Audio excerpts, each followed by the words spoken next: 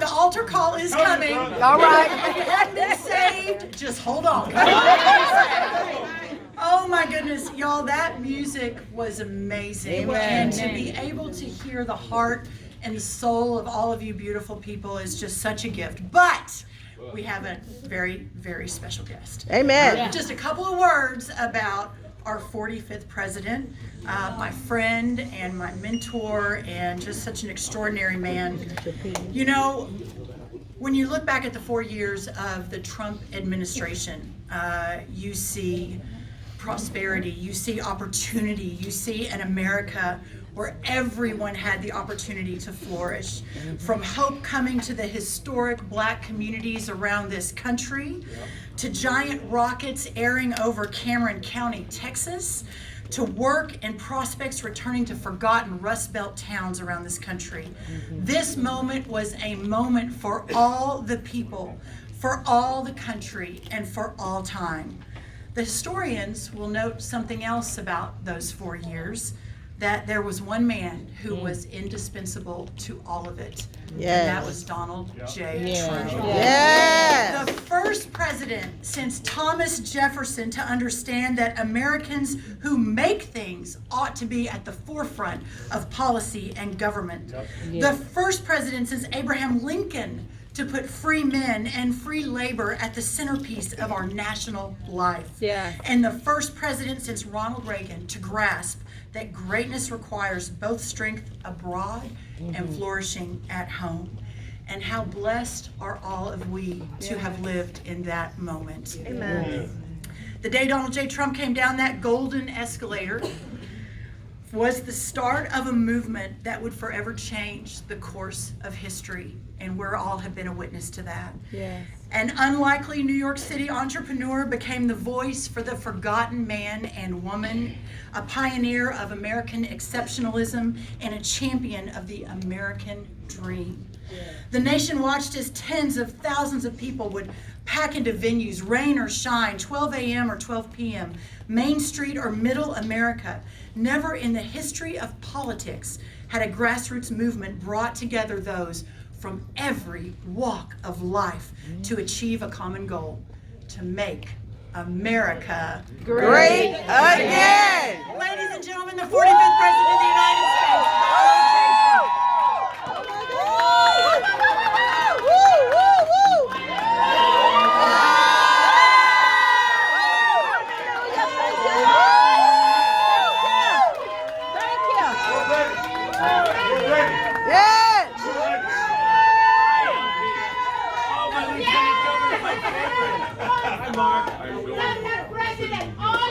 Donald J.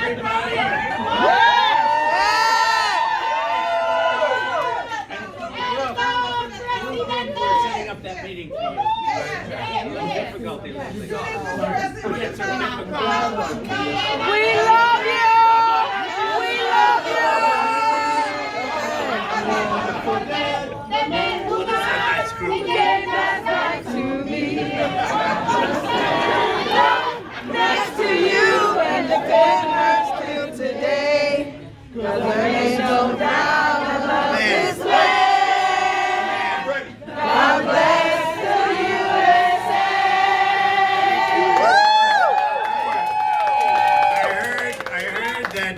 Sound outside. I said, that's the real deal. Amen. That's Mark, right? That's the real deal. And it's an honor to be with you. And we have a big group. Are most of you going to the big speech? Yes. Okay, good. Then I don't have to say anything. Goodbye. But we'll just say a few words because this is a group of really special friends and we've come a long way together. And it's been really incredible. So I just want to mention that Brooke is outstanding. Alrita has been my friend for so long now, right? You still look very young, very beautiful, but she's been my friend. We've known each other for a long time, and people used to think she's crazy to love me, but then she saw criminal justice reform get done and all the other things get done. We took care of the historically, right? I call it the historicallys because, they were being very badly taken care of, the small colleges and universities, and I tell you what, we took care of them long term. So a lot of great things have happened, and We're delighted to be joined by dozens of pastors and faith leaders, including many leaders from our cherished Black and Hispanic communities. Yes. If you look at our numbers, Mark, it's about 100%, okay? I aspire to get 100%, but we're doing very well, and been amazing the progress we've made. The story came out yesterday about the relationship with the Hispanic community. They've never seen anything like it. And then they actually said I'm the most popular person or political person, I guess. I don't know. Person. And I'm doing damn well with the Black community.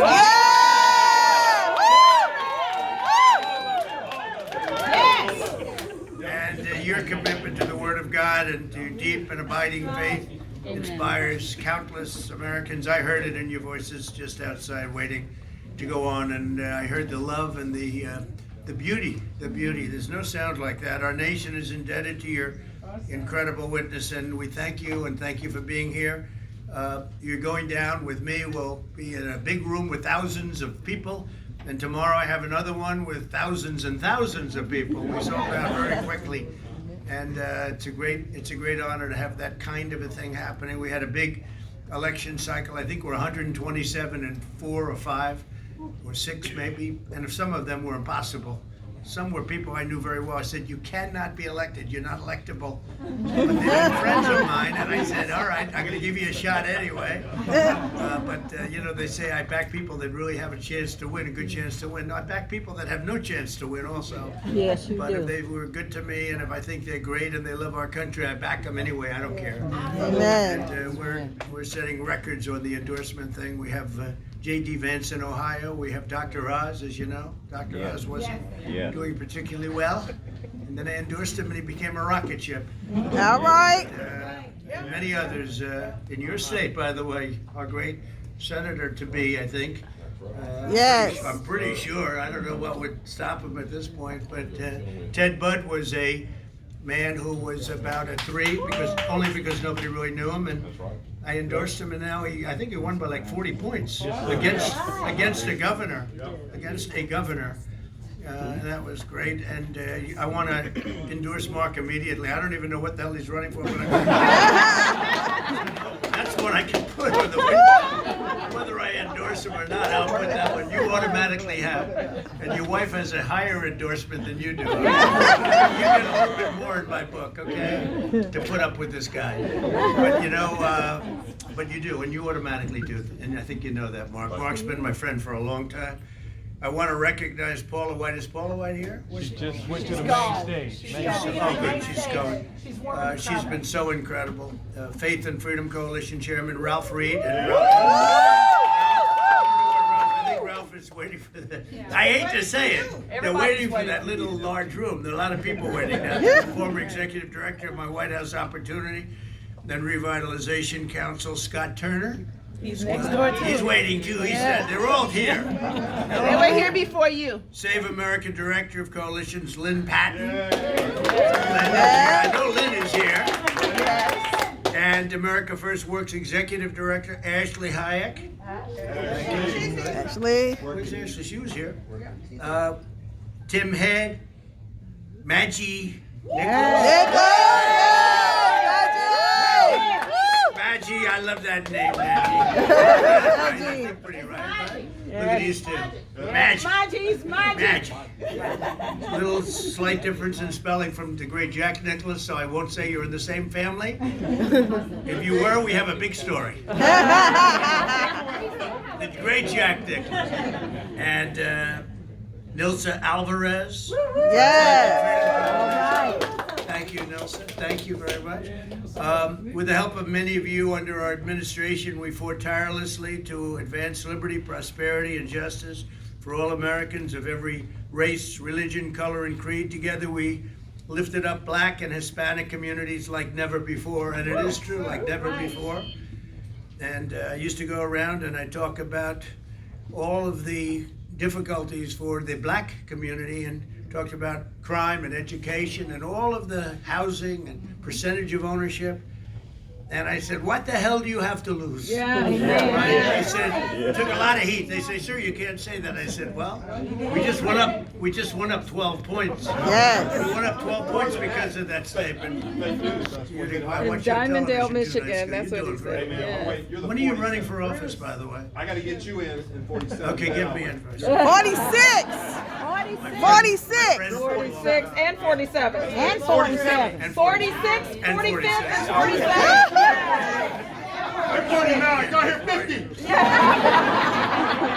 50. And before the pandemic, we achieved the lowest African American and Hispanic American unemployment rates in recorded history. And then we went on to redo it and do it again. We built it. We handed them a great machine. It was an incredible machine that we gave them. And they rode that up for about a year and a half, and then it all came crashing down. Yes. Don't forget, when you leave, you still have that foundation that you gave them. And that persisted for a period of, hello, Pastor, back there. Nice to see you. Boy, we have some big shot pastors here. We're not just playing games here. Thank you. And it really has been incredible. But unfortunately, and sadly, it looks like it's coming apart. Our country is going to hell. It really looks like it. The African American and Hispanic American poverty rates also reached record lows under my administration, part of the largest poverty reduction in half a century. Hispanic home ownership and household net worth reached the highest levels ever recorded. We created opportunity zones, which is something somebody came up to me out of the blue the other day and said, you get no credit for opportunity zones. It's one of the best things that this administration has done. We've done a lot of them. But they don't even talk about it. And areas of the country that were gone are now thriving because of the opportunity zones. I give Tim Scott a lot of the credit for that because he came to see me about it. And Senator Tim Scott, he's a fantastic guy. I guess a friend of yours, right? All of us. And he really came up with that idea. And he'd been working on it a long time. I got it implemented, and a lot of people are talking about it. But we created opportunity zones, which drove billions and billions of dollars of wealth into areas that would never have seen any of that money. And it's been incredible, actually. They should do a story of the success of the opportunity zones. They just don't want to do it. Here's my public relations expert. How are you? Are you doing okay? Amazing. What are you doing in this room? Are you going to be in the other room too? I'll be in all the rooms. We love you. Well, that's were you with Brooke Hogan, right? Of course, doing Oh, that's good. He picked Brooke over Trump. That's all right. I can understand that. I increased funding for historically black colleges and universities to a level that nobody ever seen. I'll tell you just a quick story. So, I was there for the first year. I saw the presidents of the historically black colleges, and they came to see me, and they needed money, they needed help, and I thought it was reasonable, and I thought what they were asking was good, and I got everything they needed. The next year they came again. I said, why do you guys keep coming back? He said, we've been doing that for 30 years. We come up here hat in hand, and one of the gentlemen who's a great guy and a friend of mine said, we feel like beggars. We come every year, we come to get money for the historically black colleges, universities, and I said, it shouldn't be that way. The first year I just sort of took it for granted. But then when we had the same meeting second year, by the way, we almost had the same meeting third year, but we didn't need it because I got him 10-year funding. Yes. And 3 times the level. Yes. We got 3 times, like they have so much money, they don't know what the hell to do with it. But we took care of them, Mark, and I think that's a good thing for you to talk about too, because as Republicans. That's right, that's right. You did that. That's right, we did Well, that. God, I have no choice. Alvita wanted me to do it. She's a great person. To combat the plague of violent crime in our inner cities, we gave our police officers the support and resources. Look, we have to have police protection. What's Yes. going on in Yes, we do. Democrat-run cities is crazy. Yes, And yes. the people that are most affected by that is the black community, the Hispanic Right. community, and I think they get it, they understand it very well. Yes. And to give reformed prisoners who serve their time a second chance in life, we passed groundbreaking criminal justice reform because America's really a nation that believes in redemption. We had Alice, right? Alice Johnson. So Alice was in jail. I said, how long have you been there? Because recommended very strongly, a good woman, for a thing that today they wouldn't even put you. I think it was mostly marijuana. Yes. Today they have it, it's legalized. So she was there 24 years. Yeah. And I said, oh, how much longer do you have to serve? Another 22. I said, wait a minute. You mean you're going to be in here 22 more years? And this is a very good woman. She made a phone call. And the phone call was a little bit, she's not trying to say everything was perfect. And it had to do with the trading of marijuana and other things. I said, boy, that's harsh. And think of it, how much longer? 22 years. So she essentially spent her entire adult life in prison. And I'll never forget the scene of when I gave her, ultimately it turned out to be a pardon.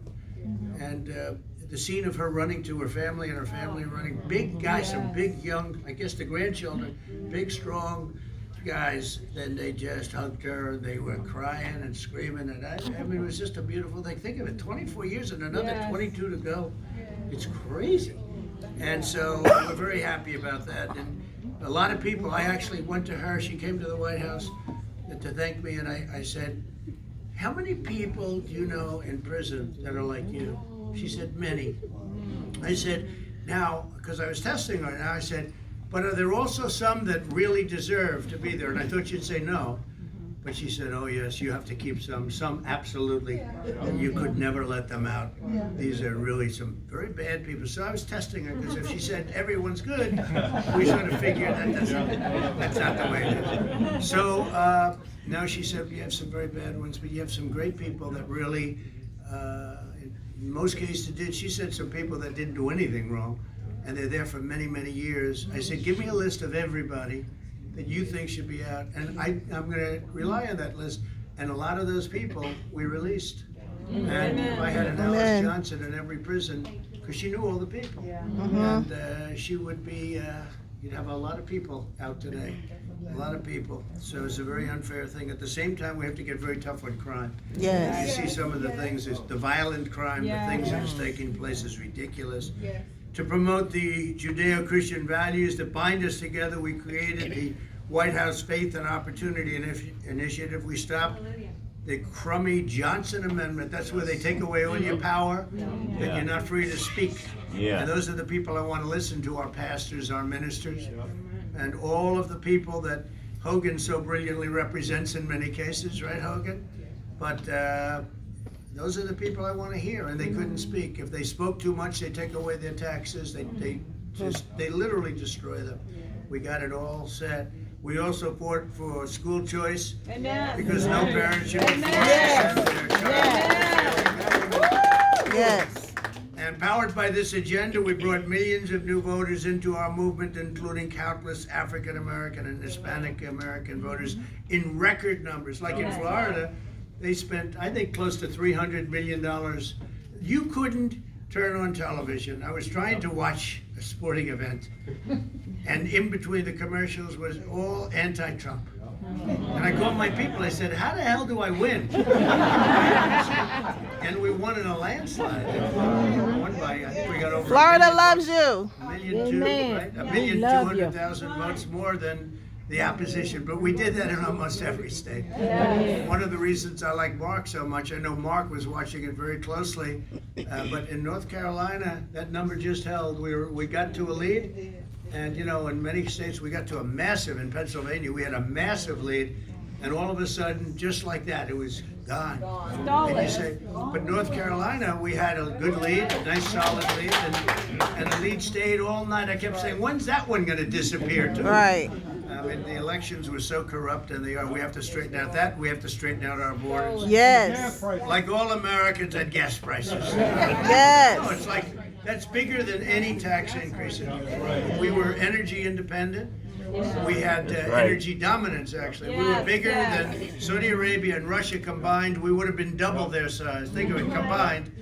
And this guy said, and now he's in Venezuela, trying to get some gasoline from Venezuela. Let's get the gas out of Venezuela. It's crazy. What we're doing to this country is crazy. And don't forget if you believe in it, the same fumes are going out, whether you get them from Venezuela or you get them from here. In fact, it's a very dirty form of petroleum because, they have a lot of tar. It costs a lot of money to refine it. And we refine it in our country. The Venezuelan there's only 2 refineries that can do it, and they both happen to be in our country. And so that stuff goes right up, and then we send it to other countries. The whole thing is crazy. Yeah. It's almost, it's all common sense when you get right down to it. And when you hear things like Venezuela and we're going to Iran, making them rich. I ended the Iran deal, and they weren't rich at all. I wouldn't let China buy. By the way, never would have happened with Russia, and it never would have happened with China. That's right. Would have never happened. But now China's buying millions and millions of barrels of oil from Iran. Iran is getting rich as hell, and they want to make a nuclear weapon, and they're going to be very close to it, and we're not doing a damn thing about it. I ended the Iran nuclear deal, which was a disaster, but it's one of those things. So we have now the highest inflation in 40 years. Record high gas prices, loss of energy independence, and even domination. We had energy almost domination. Within 6 months, we would have been dominant. Food prices that are soaring, and even baby formula that is impossible to get. Anybody need some nice baby formula? Try getting it. We'll send you to Sweden. We'll send some over from Sweden. How about where Europe is sending us baby formula?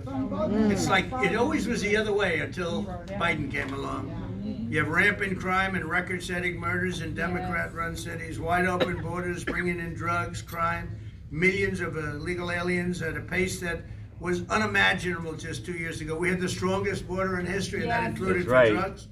And we now have the weakest border in history, and I believe for any country, anywhere. The war in Ukraine that would have never happened is chaos and death, and it's destroying big parts of the world. They call that the breadbasket. There's no bread coming out of that basket.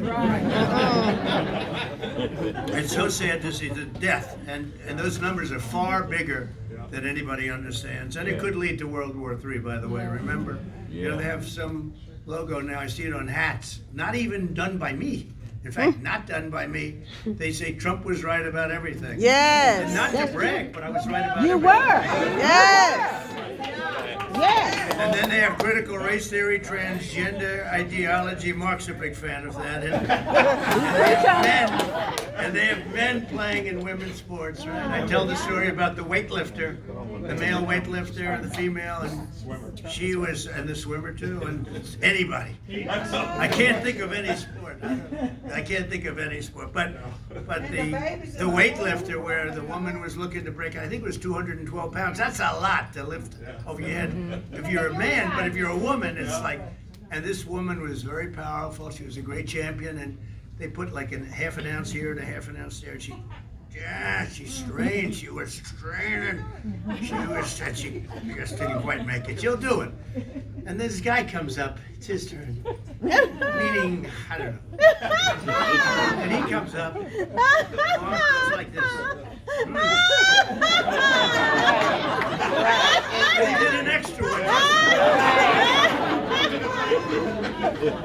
And they said, "Have you lifted before?" He goes, "No, I just started." The swimmer is the best one, though, right? So you have this wonderful woman swimmer, Mila, right? You know, but you have this wonderful woman, and she's broken a lot of records, but she wants to break one, and it was something. She thought she could do it by 1/8 of a second. This is a record that stood for 11 years.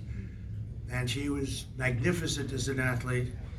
And then she looked over and she's looking, hello, where did she go? Whoa! Did you see the guy? He has a wingspan. And they started, and she was badly injured. It was sad because she was badly injured. You know what injured her? The wind burned from the guy going by her. He went so fast.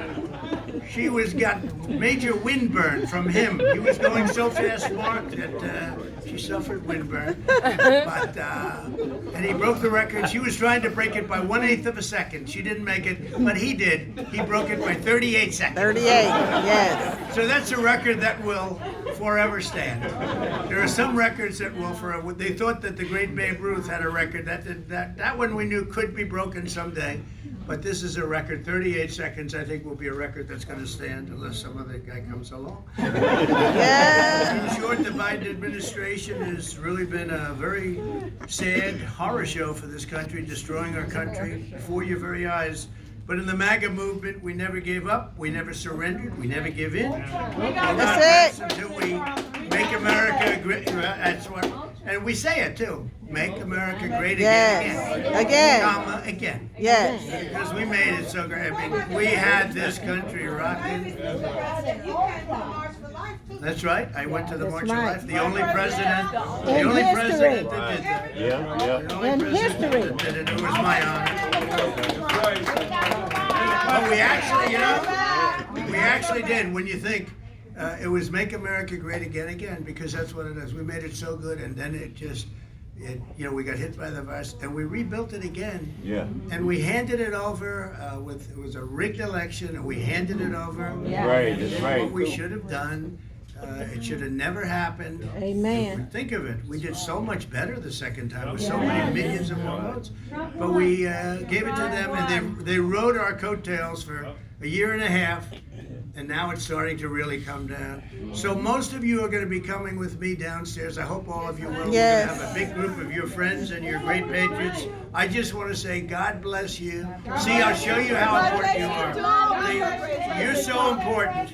Especially when I heard Alveda was here, right? But you're so important that we did this big deal, beautiful speech. Look at that. Woo! I mean, that's pretty good, right? Yeah. And Yes. I said, I could come out here, just say hello and say, I'll see you in a little while. But nope, this is a very important group of people to me, mostly friends, people I know, mostly friends. So I just want to say I hope you enjoy yourself in a little while. And hello back there. How are you? These are my friends back there. It's been a long time. And have a good time today. Yes. There we go, one. The platinum plan. The platinum. That's right. That was, we were looking at that very seriously too. Half $1 trillion in resources, Mr. President Donald Trump. The mega We were king. looking at that. And Juneteenth was written in there before Sleepy Joe. You did. He did Juneteenth. That's in there. Yes. Juneteenth. It's done. That was Trump. Oh, that's it. Thank you, Don. So have a good time. We'll see you in a couple of minutes. Get a good seat. Make sure you get a good seat. Where we Get a go, good one.